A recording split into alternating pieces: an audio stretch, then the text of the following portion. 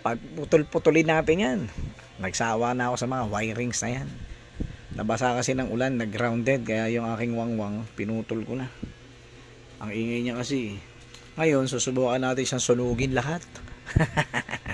Joke lang. Ayusin lang natin yung wirings. Titignan ko lang kung baka dito lang may diferensya niya. Ito, i-connect ko siya ng buo.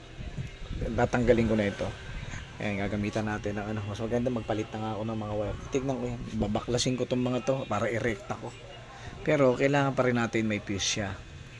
May fuse pa rin yan. Kaya parang mapagala ko, busina ko nawala eh. Wala na. Ito, nagmimintis na itong aking relay eh.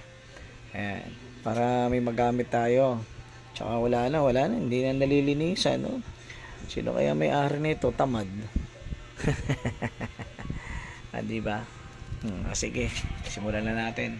Simulan natin gamit ito. Okay. Bye-bye.